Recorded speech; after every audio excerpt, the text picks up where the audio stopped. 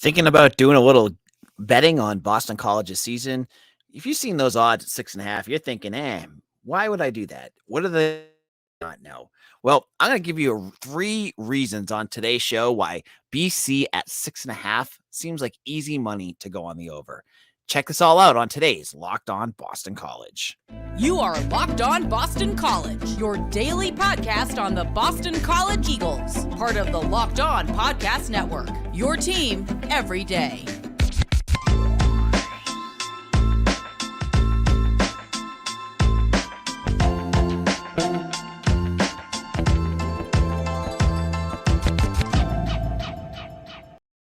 You are Locked On Boston College, your All right, folks, that's not a good way to start the episode up, but this is Locked On Boston College, your team every day. We are the only Locked On channel that gives you every need about the Boston College Eagles. Now, if you've talked to us and you know what's going on, there has been various gambling sites, betting sites, that have the over and under for BC at 6.5.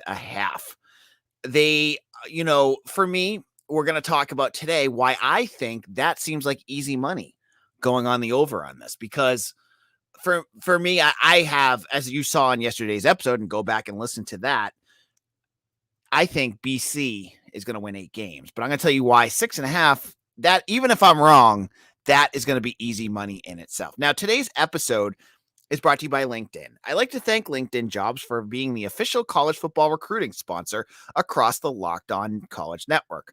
LinkedIn Jobs help you find the candidates you want to talk to faster. Post your job for free at linkedin.com/lockedoncollege. Terms and conditions apply.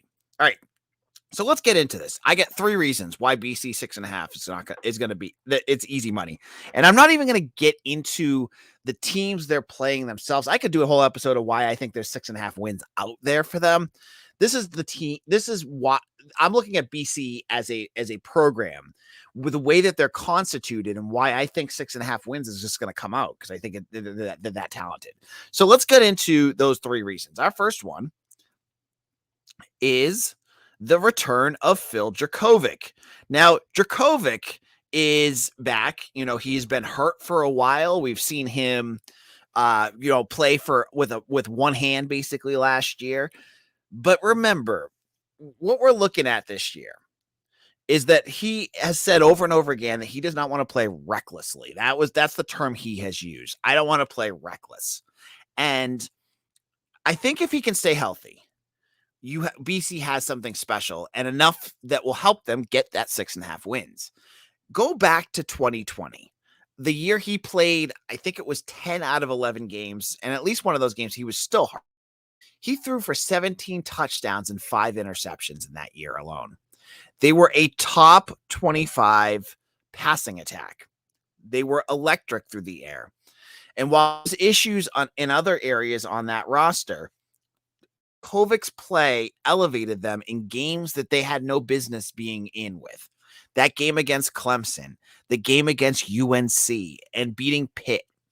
The BC, using Jurkovec's, what he had, was able to really scrape together some wins. Now, this is, we've talked about this on this podcast multiple times about how important this year is for Phil Jurkovec.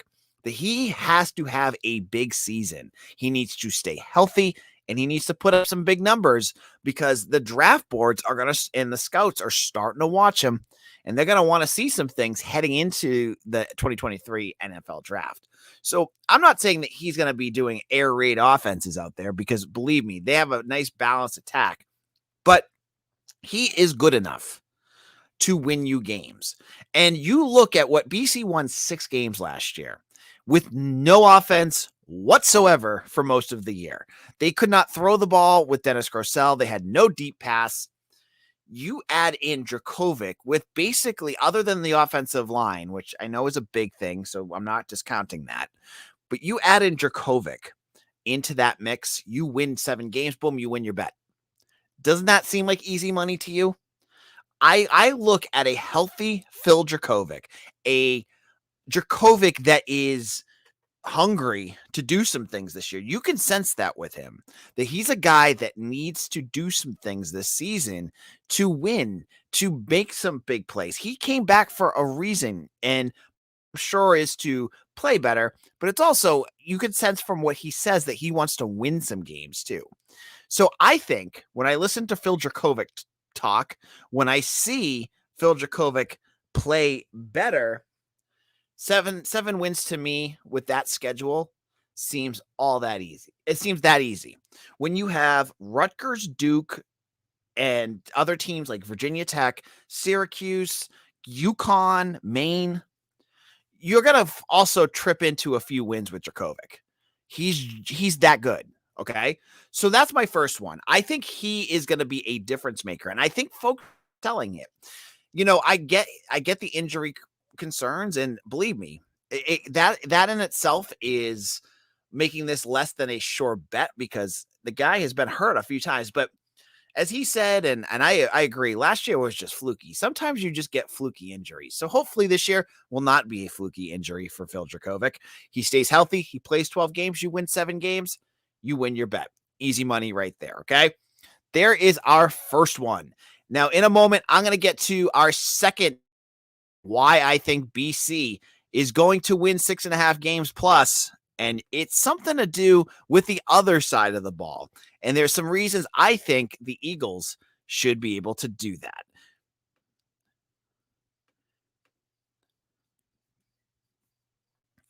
I apologize, having a little technical difficulty. There we go.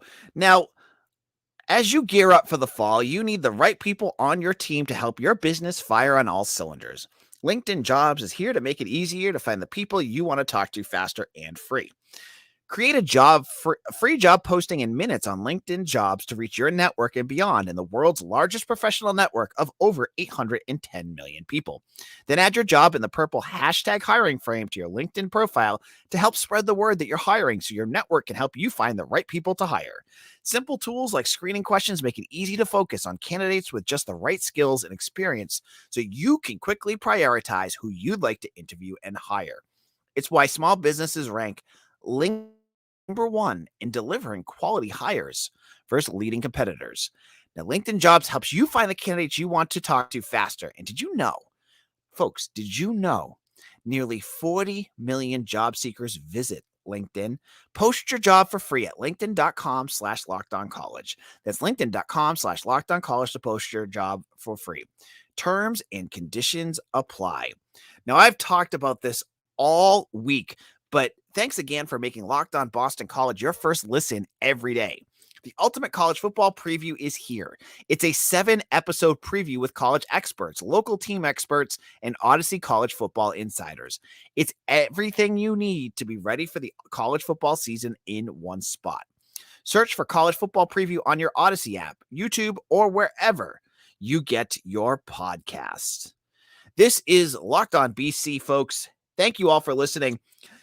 One of my favorite things that's going on right now, if you are following our YouTube channel, hit that subscribe button, go back in time, find my episode on Rutgers. It's actually blown up. There's been a ton of Rutgers fans that are not happy with the comments I made about the Scarlet Knights. And go back and read some of the comments. And I just had someone say that a Rutgers commenter that they learned nothing from my podcast. Absolutely nothing. Zero content. Well, folks, I did it. I have absolutely pissed off the entire Rutgers fan base now. And I've done a great job at that. Now, I feel like I usually do a pretty good job of staying neutral. But in the last year, I should start like a chart of all the fan bases I've managed to get upset. ECU would probably be number 1. They hate me. They think I am the worst. I could put Missouri up there. They think I'm the worst. Rutgers. Every out of conference team seems to think that I am the devil. And that's one of the fun parts of doing this job. I mean, I'm just talking my talk here, folks, having a little fun with you and talking BC here. So again, let's get back to, I got a little sidetracked there, but let's get into the 3 reasons 6.5 wins. It seems like an easy bet. And again, with Boston College, there is no easy bet unless you want to bet the other under and just say, hey, they're going to tank. But what are team that I think that they're going to be able to perform to that level? And the first thing we said was Phil Dracovic. Now, next, we're going to look at Josh DeBerry. And why is Josh DeBerry on my screen? Because I love BC's defense. And this year, I think they take that next step. Now, last year, we saw about a third of their defense play really well. Now, they were top 30, I believe, in scoring defense, which is good. Part of that was due to their schedule and playing some poor defenses. You saw what happened with NC State. You saw what happened with Wake Forest. But besides that, they played pretty well. Their secondary was third in the country. That is something in itself that is pretty impressive to watch, right?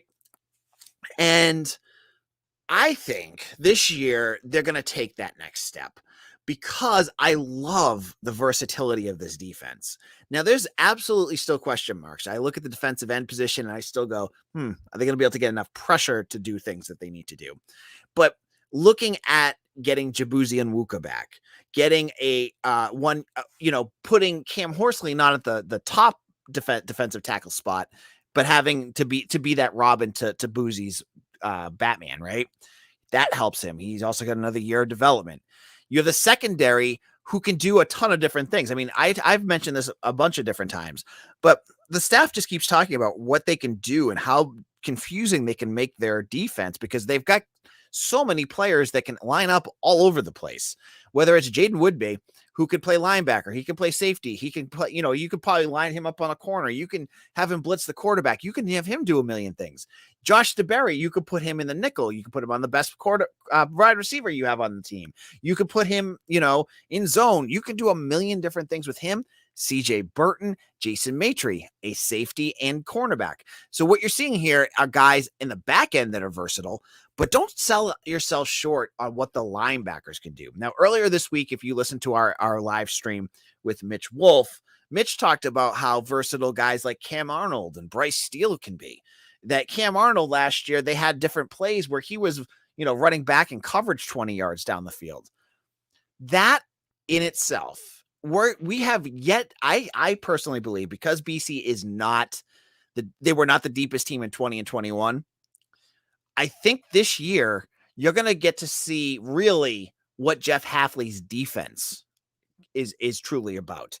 And we saw another coach in the conference say that. Remember, we had an episode, we talked about what the anonymous other ACC coaches.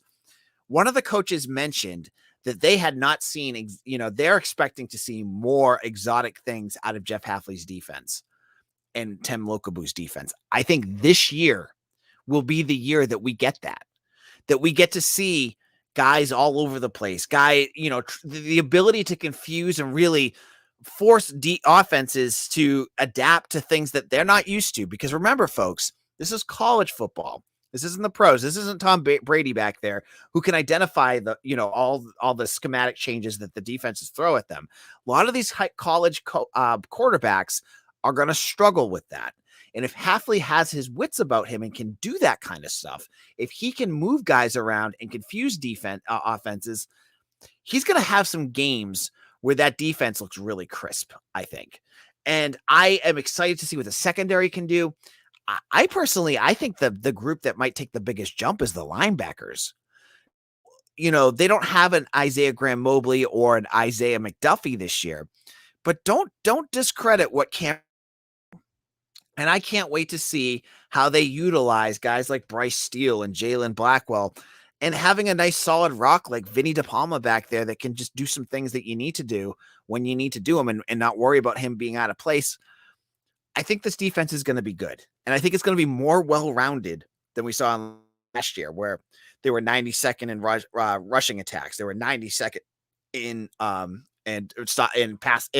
rushing the passer. So I think one of the things I love about this team, where I think they're going to go, is that the defense is going to improve. And if the defense plays better, the offense plays better. Again, this is why this is where my brain funneled to that 6.5. I think there'll be some games, they might struggle against Devin Leary. They may struggle against Malik Cunningham, but there's other games out there. I think that BC could cause a team to struggle. I look at a team like Syracuse, right? They have Sean Tucker, but they don't have a whole lot else. And if that team plays better and can force Tucker to not rip them to shreds, that defense could win that game. Florida State, I think they'll be better equipped to try to stop them this year. So I think that in itself will help BC take that next jump and get them to that level where, hey, you're looking at, whether you're going to want to wager a little bit more here. 6.5 seems easy, right? Well, again, we have one more aspect of this team that I want to talk about, that I want to look at and say, this is the final reason why I think BC is going to win 7 games or more. We'll get into that in just a moment. All right, folks, we are back. This is Locked On Boston College, and I am your host, AJ Black. Now, if you have not checked it out, we also, if you like this podcast, if you like the format of Locked On, check out Locked On ACC. I'm on there on Wednesdays with Candace Cooper. I talked with her a lot about Miami and their crazy fans this week. And so there's another fan base that probably hates me by now. But check out Locked On ACC. We get some great rotating co-hosts with her from all around the Locked On network. It's a great show to check out if you have not done so already. All right, 6.5 wins here. What are we talking about? What is the last factor that could really go into BC getting over that hump? And before we get into that, I get all the folks out there. I mean, when I ask you what's your, it feels like it's a road 6, 7 and 5. 7 and 5 gets it. 6 and 6 won't. But I get why people are always so, reserved and pushing ahead for a better record, because BC for the last 15 years has been nothing but disappointment on that front. You haven't been able to take that next step. I am hoping this is the year that changes it. We've seen possibilities. This is a huge year for the Eagles. And the biggest reason, on top of the other two that we have, of why Boston College could become a 7-win plus team is, drum roll please, the depth on this roster. I put Jeff Hafley, but it's the depth.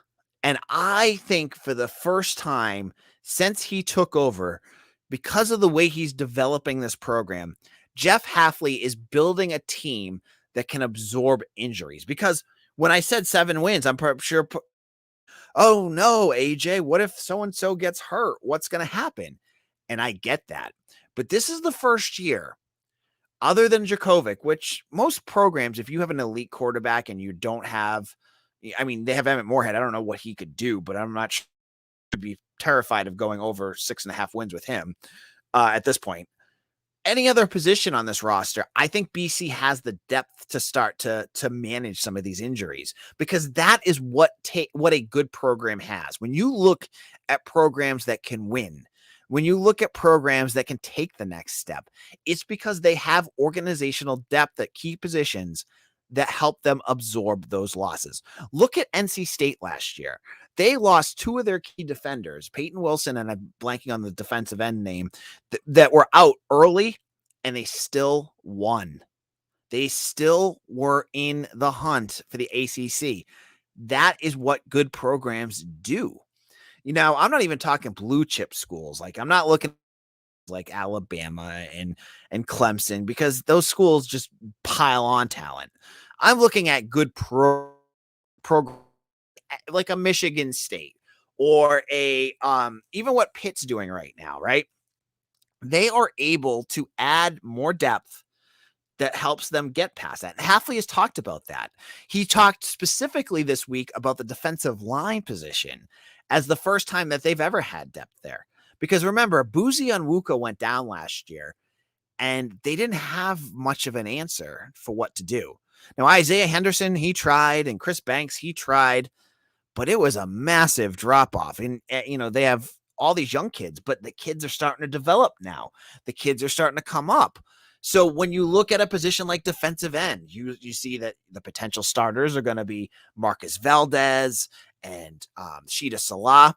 One of those goes down.